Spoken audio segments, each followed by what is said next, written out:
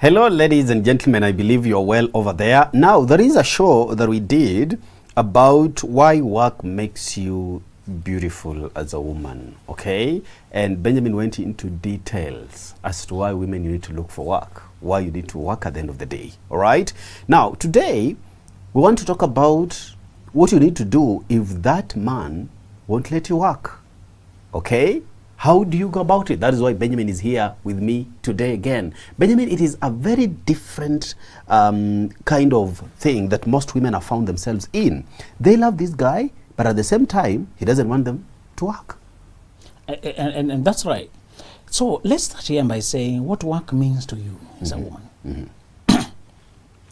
Again, there's a lady from Rwanda who said something I found very insightful. She said, she follows our advice and it has given her clarity.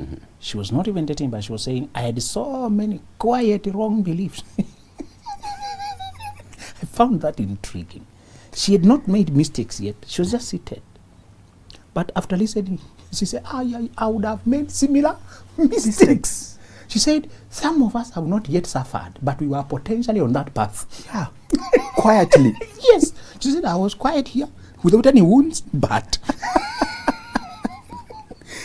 She said there was no clear guidance in that space of relationships in the African context. She said, yeah, now I feel more confident because I know the rules. Okay, I'm still learning. Of course, you can't exhaust at once. But do I know the elementaries? At least now I know where to start. And she said, wow, I am not here to converse a mistake I came out of, but I'm conversing knowledge you gave me, you guys, and open. She said, that space was very quiet and it was full of confusion. And one product of that confusion is that women do not think that work is part of their identity. Hey. Proverbs that one woman was working, she had ships and at sea. She would consider a land and buy it. She had workers. But men historically know how to twist the Bible to pick the part they want. So they pick the Bible that says the woman should submit to the man. That verse is what they want to use. There are two verses, usually it's not one. But as I told you, men usually pick what favors them. Most church leaders are men. Only a small proportion find that the top is a woman. Yeah. Society is evolving. And you're finding that you can have now like Deborah in the Bible, the woman who led men to war. They conquered, fighting against Sisera, fighting against other enemies. Finally, we are coming to where God wanted us. But historically, the concepts women have been manufactured by men to keep them in a small space. One of that small space is to think that the most virtuous woman is one who is staying home, the most controllable. They were not talking about cooperation. They were not talking about a woman who is happy to work as a team, to build a family together. They were talking about power, controlling the woman. Brother, Bramwell, I want you to understand, you cannot have a happy life with a woman you're controlling. You can only have a happy life with a woman who is cooperative. Yeah. What you want is not control, you want cooperation. And why do men imagine you can control an adult? How do you control an adult who does not want? Will you stay there with them the whole day watching what they're doing? No. So we are saying, let's begin by saying that the confusion in this sector is that women did not discuss the jobs and careers they wanted to build. I want you to know that you're part of your identity and security in the world. And we discussed the importance of job. We said, one, it gives you a garment to cover your shame. Which garment is that? Money. Yeah. Okay. We said money and your clothes have something in common. They cover you from cold and shame. And just the way we have different types of clothes, we have different levels of money. Yeah. Can get a cloth for some minimum budget, which also does not have too much presence, but it is to serve the purpose for that time. The same way we have kind of money. Remember that. Remember that. I want you to know that many times the way you can tell a person who is homeless and abandoned and has no care, no home, is how they're dressed. Yeah. Money dresses you the same way. You can look homeless and abandoned by simply being penniless. money answers all things, which means all things are questions. Life is a question. You need an answer. It's a situation that needs a response. Brahma, even when you're not trying to buy anything, having money in your account gives you confidence to think free, to move around.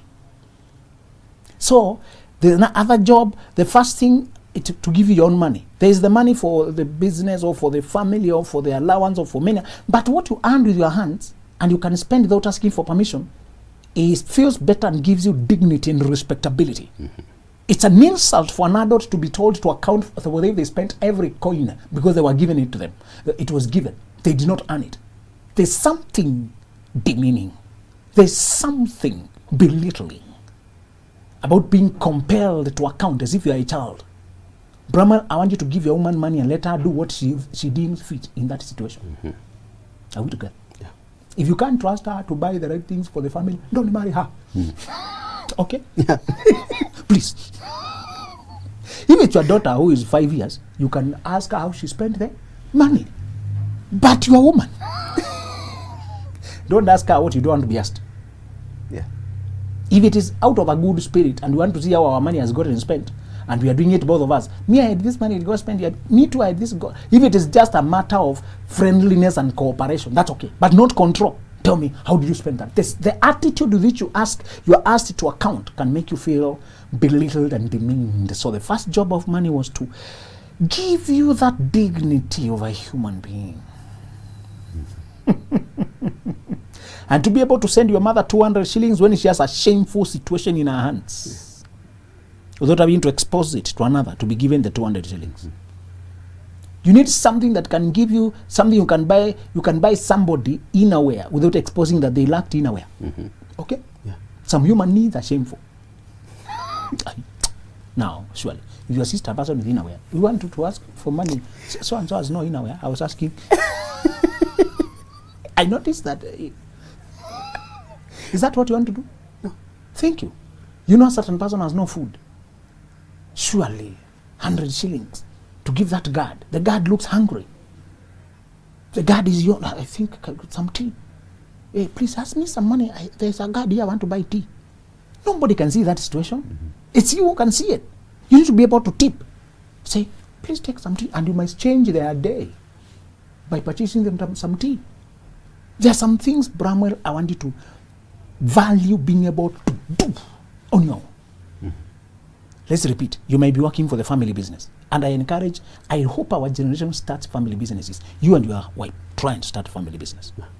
Family businesses are the ones that make countries wealthy. It's the wealth that can protect your children, protect your generations. Even if they will go to other careers and there's a family business, there's family investments, those family investments will shelter them from the harshness and lack in getting stuck. Are we together? Mm-hmm. Even if she's working for family business, that payment she's being given for working, she is entitled to a pay that is not general to the family. It's wrong to work and at the end of the month you have no coin because we are working as a family, so we have sent to the family account. And every time you withdraw, you must explain how you use it. You won't feel free.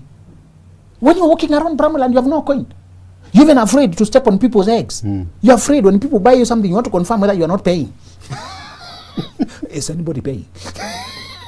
You are afraid. Yeah. Money gives you confidence. When even anything goes wrong, I can respond to this situation. Mm-hmm. The second purpose of job is to give you outlet to affect the world with your dreams. To change the world with your dreams. We said many purposes of jobs, including how to remain on touch with the flow of life, how to know the current trends, how to grow as a person, how to find quality networks, how it puts you out there in the world, how to be a role model to daughters, how to be exemplary, how to serve humanity, execute your destiny, change the world. Job is mandatory, brother. I don't even know how people can imagine staying home. I don't get it. So let's talk about a person who does not understand that. The first question is, for you to marry that person, it means you also neglected discussing that aspect of your life. Many women marry a man who does not want to work because she did not discuss it. She did not show that it was important. Maybe she was in campus. These silly kids in campus who are signing their soul away because of pocket money. Or you are desperate. You are ready to settle. I told you we have desperate 25 year old, desperate 24 year old, desperate, feeling very late at 26. Very late. Because desperation is a mindset. It's not a situation. Yeah. There's no desperate situation. It's a desperate mindset. The person can't tell him, my situation is desperate. I'm 28. Now imagine. That's your interpretation. Grow up. You realize it was not even that dire. The other case where the man says, I'll take care of you. Money is not just taking care of you. Nobody can take care of your destiny. Nobody can take care of you that much, so that even if Bramwell was to give you all the money, you still have gifts you were born with. And we said we don't underrate the place of chores and raising children. But you said that is only a part of the woman's life. It's not the entirety. She might stay home for 2 years, 3 years or something when the baby is young. But as soon as baby is grown, she needs to carry on with other things as well. Chores can be delegated. All right? You can do them and get assistance to assist you as you also affect the world out there and evolve. Okay? You can grow out of pace. You can grow out of touch. When one person is engaged with the affairs of the world, solving problems, being on the forefront of the accounting business or lawyer business or medical career or some in front there, journalism, and the other one is at home. After some years, one will have stretching causes growth, stretched and grown. While the other, okay, they are not idle, okay, they are doing things, but chores don't challenge you in new ways. Washing clothes is the same way. Yeah. It's not a rapidly evolving area of technology. They may invent new machines, washing machines, but basically it's the same concept. Putting soap and switching on. So, if a man doesn't want you to work, this is what it means. It means he is coming from this camp that interprets that. And I brought it up, and I could still see men there saying, when women start working, they change. There are men who think or mistakenly believe that money changes people. Money does not change people. Yeah. It reveals who they are. You will be who you are when you have options. If you need to be broke to behave, you have not matured. Yeah. You are who you are when you actually have money. As I told you, there are people, supermarkets and some other institutions, establishments, businesses that work with the either casual workers or people who are not skilled workers. They tell me their lack of character is so rampant. When you pay them, they don't come to work. They have money, they won't wake up, and they want to notify you. You are in crisis because you paid people. Can you imagine? They disappear. You pay them on time, because one of them are paying on 10th. I was like, 10th is too late. Why are you paying them on 10th? Man, you pay these people on 5th, they won't come to job. So why are you paying on 10th? So they have some days to lose. Should they disappear? They have already worked some days to motivate them to come back to finish that salary, and then you also delay that one so that they have another day. Can you imagine? You have to work with reverse psychology. Man. And he was also telling me, when there's end month, there's a hype. There's usually a hype in end month, a small hype in clubs because there's money. They will be carried by that hype. They won't come, so you're also sparing them from the hype. Can you imagine? That weekend of around between date 31st to date 5th, 6th, there's a weekend. There's a weekend that will appear there, and it will be top in clubs. There's money. Certainly, the kind of people I'm working with have no personal decisions. They'll be carried by the hype. They overdrink. They can't wake up. They switch off phones. And now you're in crisis because your workers. So I'm also sparing them. If they have no money, they can't go out. So the hype will go then and save them by giving them when they can play. So, and I want you to see, Bramwell, that as I told you, I aimed at, I always want to pay my salaries early, by 28th, possibly even 25th, so that people can plan their lives. I don't want to control them. I don't want to be, the one who's dictating their life. I want to be able to allow them to move on with their lives. So, Bramwell, I want you to understand that if a man does not want you to work as a woman, he could be coming from a concept that is very backward, primitive, control, emotional, unreasonable, illogical. Ask yourself, the same way he believes that money can change you, what else is he likely to believe about you? No, these things follow each other. Yeah. If a person can hold to a very illogical belief that if you get money, you will change, you become a prostitute, you will start sleeping around. I can't allow you to go and work and get money. If you get money, I'll lose you. What kind of a human being are you dealing with? Ask yourself that global question. Now look at it from the top. In a largest global point, what am I dealing with here? So you don't trust me as a person. You don't think I have my own personal values. You don't think I can make my own decisions. What if I were to believe the same about you as a man? When you get money, you'll also sleep around. If money brings sleeping around, you'll also sleep around. Does that mean that's how you will treat our daughters or your own colleagues or sisters? Is that what you believe about all women? What? Who are you dealing with? Who are you dealing with? Brahma, a person who thinks allowing you to work will destroy you means your values, your worldview, your self-respect, your standards, your dignity and theirs don't match. That is the problem. This fact of believing that a woman with money will become uncontrollable is only one of the beliefs he holds. And even if you try to marry him, you will find that it's impossible to reform him. And becomes very emotional. Some people have tried to negotiate with those people, and they involve other authorities to persuade him. They bring the mother, bring who. Finally, he might allow you to work, but he will still be very emotional. There are other men who come in indirectly. They don't say it directly. They say, you should be available for our children, you should stay at home, so I will open business for you. Some have been promised a business for 20 years. Yes. Or the business is opened and then sabotaged. They open it, but indirectly they sabotage it. They won't allow you to. You know, business requires to babysit, to nurture it. You can't be. It's a new business, and you're only operating 9 to 5 strictly. You understand? A new business requires you to do extra. When there's a customer who requires you to wait there until 6 p.m., you wait for them. But this person is so emotional. The moment you delay a little bit, they start saying, now you are sleeping out there. There's a customer wanted to pick some things earlier than 9. You arrive there. There's a customer wanted on a day that usually don't open, but they have sent a person to pick the hardware goods, and they have paid through M-Pesa. I'm sending somebody to pick. We are actually on construction site, and it's a Saturday evening.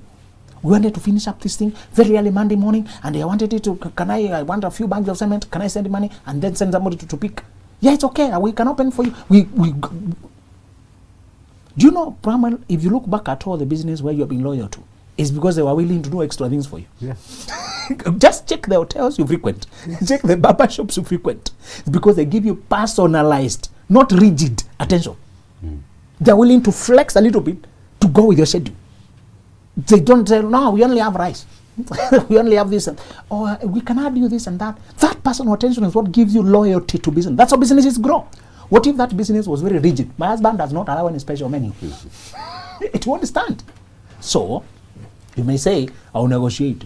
And I don't say men can't grow, but I'm saying you can't hope that you will change that kind of a person. Let him grow up to there first before he can marry. Let him evolve until he can know that people are not made by money. And the reason men don't want their women to work is because he's a cheat himself. He philanders out there, and he thinks the same way he goes out there and met women and started affairs. Also, when she goes out, she'll meet men and start affairs. People usually see you from their own lenses. Yeah. People see you according to how they are. If they are stealing underneath, they will think you're stealing underneath. So I want you to imagine if a man is refusing not work. Think outside the box. In fact, surprise yourself with a twist of thought. You keep saying, when women go out there to work, they can't be trusted. They may start affairs. What does that mean about you? The work you do and how you behave. What does that say? You have seen other women start affairs where you are, and I wonder whether you also are part of the affairs. There are people who project to you who they are indirectly. And when people say illogical things, I want you sometimes to ask yourself, could that be a projection of how they exist themselves? So it could be that they themselves have an unfaithfulness in their lives that they are afraid of. The other reason that men don't want women to work is he realized later that he married a very powerful woman. when he married her, many girls are usually innocent, naive, harmless at the time of getting married. They're just happy and he has more money. Car maybe, or he's in front in everything. But this girl has a work ethic that is 10 times better than this guy. Work ethic. Brother, when you get married, make sure you stay ahead. Are we together? Yeah. Not in terms of suppressing the woman, but showing the way. When you marry a woman, make sure your own work ethic is impressive. And you will not feel competition or outshone. In fact, you feel, yeah, I'm setting the bar. Brahman, in my home, I'll always be the first one to wake up for as long as I live. In my house. If they try to catch up in my wake-up hours, I improve. If they try, no, I must be stoned through her head. That was my father. When he was still asleep, I would hear him feeding the animals, feeding the cows. Imagine we are waking up at 7 and then the cows are full. 7 and the cows are full. He woke up at 4, fed them, returned them, went. I saw the way he was always ahead. It was completely impressive. I borrowed that aspect, that he is in front there. Later on, we'll be grazing the cows. Now you take them for the official, now the day grazing at 10 or 9.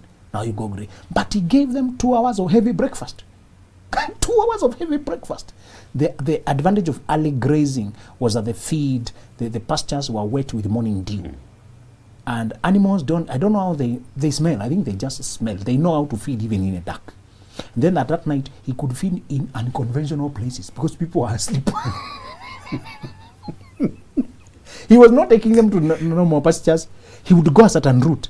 They're feeding by the roadside because there are no people by the roadside. Then come this way.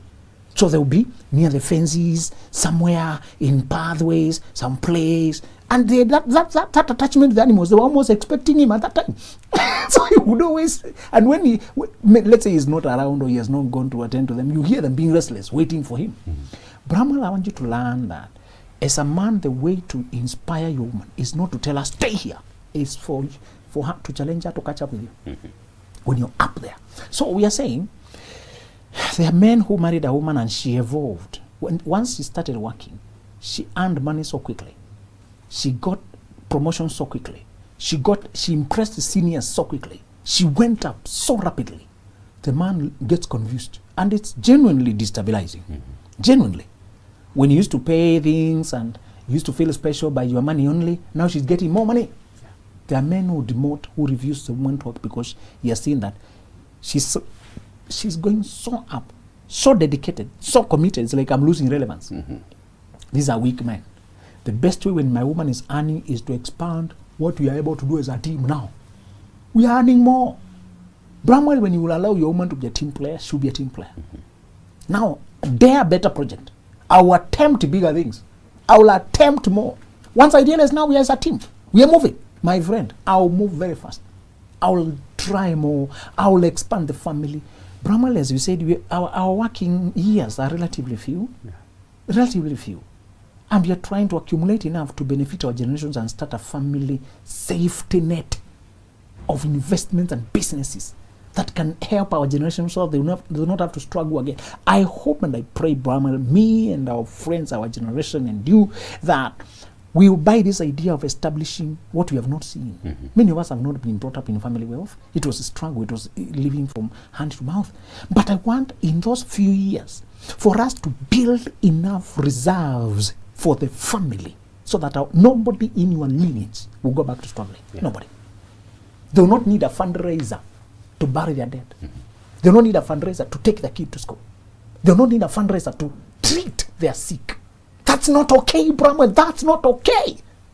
Bramwell, that's not what happens in the West.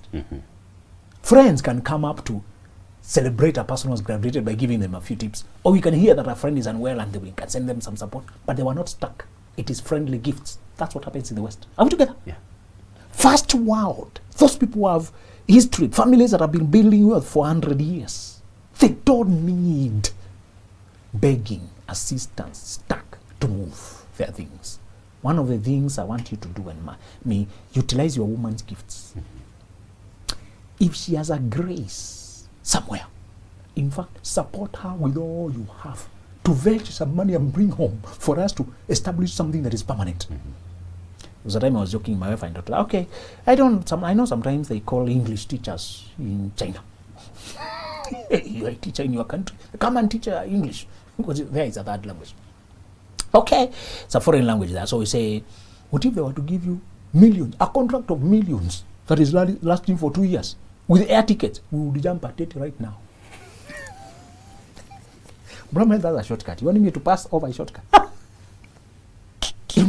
If she was told, imagine being paid $1 million equivalent of Kenyan shillings, $1 million or 10,000 USD a month net, with air tickets, my friend, Bramwell.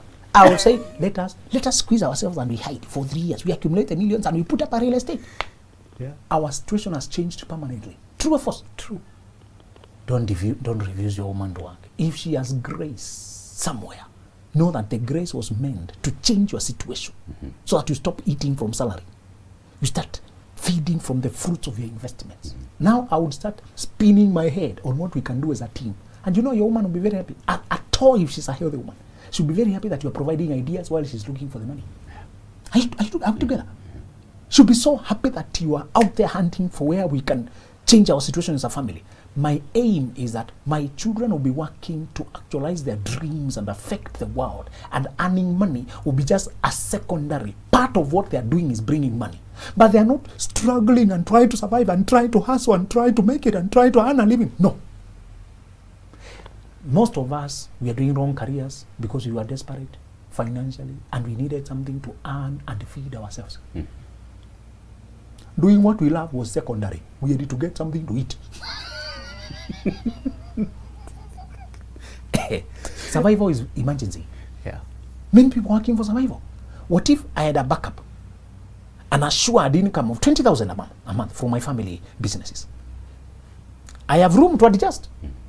I have time to study the career I love. One guy came from a well-off family. He was registered for engineering. After 3 years, he did not want the engineering. And because the family is supportive and capable, he changed to medicine and started zero again. I'm told 2 years ago he graduated the medicine, was employed in one of the biggest hospitals there. Now he's being paid well. What facilitated the change? What if he came from a family that can't afford anything? Would he have made the change? No. Many of our poverty is coming. Poverty breeds poverty. When you have no money, you can't facilitate wealth. It takes double the struggle to be the first one. I pray, let's allow our women to team with us with their gifts. Stop fearing when your woman is working. That's the right thing. If she's working and she starts disrespecting you and looking down upon you, it's a revelation that you are with the wrong woman. It's not a suggestion for you to stop her from working. The moment she starts misbehaving and forgetting about you, tell yourself, I wanted to build a life. I did not want cat fights. Seems that you want another life, not this one. You are here because of necessity. Release them. You want a woman with whom, whether there's money, millions, or what kind of money, you are still friends. You don't even remember the money. Yes. Okay. Now, for this woman who is already in it, maybe they're married, and she had a job, and now this guy is feeling threatened. The solution is? Threaten him back. Meet fire for fire. Many of them don't behave directly. Yes. They just become irritable about your work. Every time they are annoyed, quarreling, when you arrive from work, they're asking, who was that? Where were, Once you see signs of intimidation and threatening, if you should quit that job, what kind of man? When you see those kind of comments, bring up the topic directly. You see, I'm working to add to our financial matrix. I'm adding so that you can build.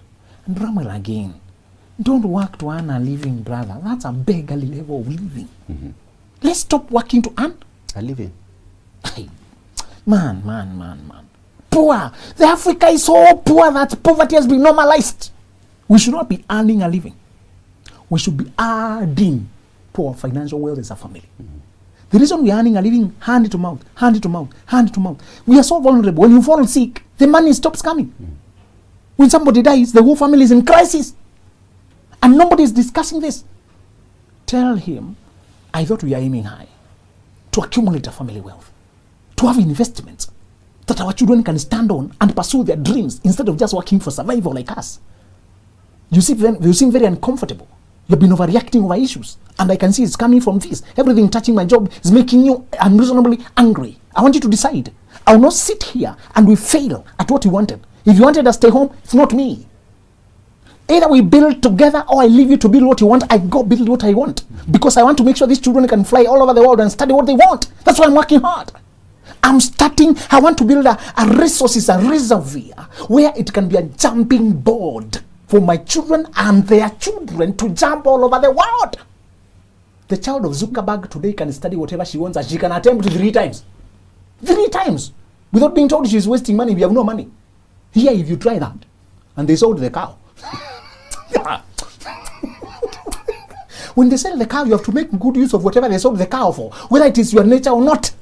That's why we are behind. Tell him, I want marriage, but I want a marriage that is building something.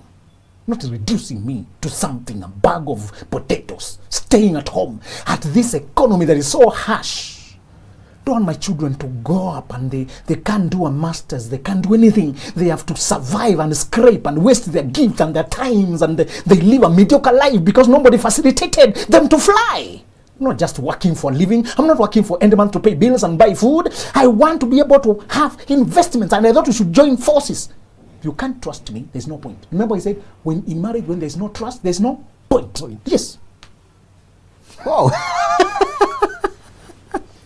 Now, Benjamin, right from the example you gave in your introduction, it is evident that most of us are being saboteurs of our own selves, yes, our own destinies. So we are holding on to the beliefs that are not allowing us to jump into our destinies. Why? Because that is the only way we define love, we define family, we define relationships, you see. Because we have seen our parents struggle by feeding us, that is how we interpret love.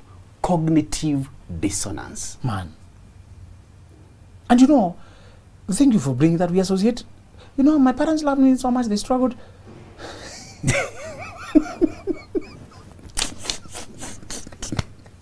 Poverty, Africa.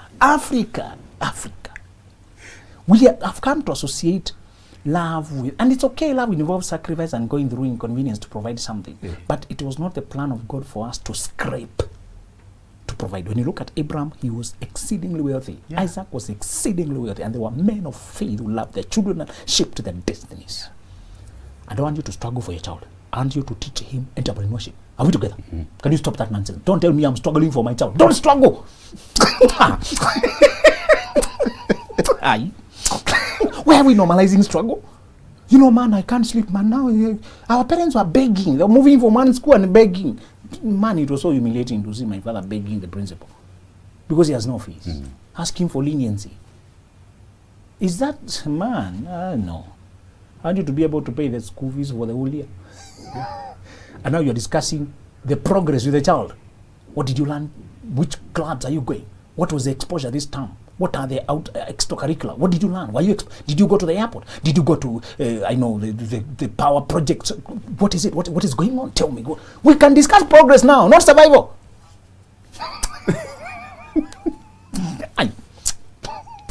When could we discuss projects and development? When you're arguing whether you have bus fare to go back. When you're arguing whether don't sign up for that trip, I don't have the money for it. Man. Where shall we compete with children from group of schools when they are being flown to go and compete in Yale? My friend. Na sisi tuko hapa Kamukunji polling station.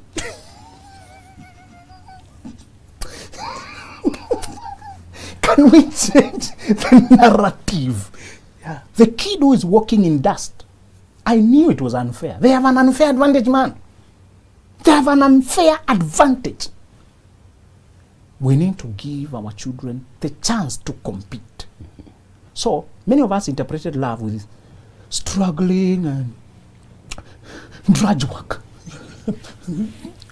You know, and we came to think that is a sign of love. Mm-hmm. We need to change that perspective and say, I'm happy they struggled to get me here, but they were in a situation that I don't want to be in. I want to love my child through friendship, mm-hmm, through guidance, through mentorship, through wisdom, through connection, through creating memories, through flying with them and showing them up there. The other day we were flying and they were telling us, if you look at right, you can see Mount Kilimanjaro, and it was very clear. Yeah. up there. And we just a free note, a guy from the microphone, from the cockpit, just say, if you look on the right, you can see, you know, just advertising their airline, that they also have a tourist aspect. Thank you for traveling with us, and we also want to bring to your attention. And people took photos, and said, I want my children to be shown these things. We were not going to see the mountains, we just happened to pass by. So, how will your child pass by if they are riding a bicycle made of wood? Brother. Let us give them a better chance. The children who are flying with their mothers that day, they saw clouds below them. For once, you get to see another world up there above the cloud. So, love is not just struggle. Love is connection. It's friendship. It's mentorship. It's wisdom. That's what love is in the first world. Yeah. Yes. That is it, guys. I have no other words to explain that. Benjamin has said it all. Remember, he who pays you orders your day. Thank you for watching the Benjamin Zulu Show. Till next time.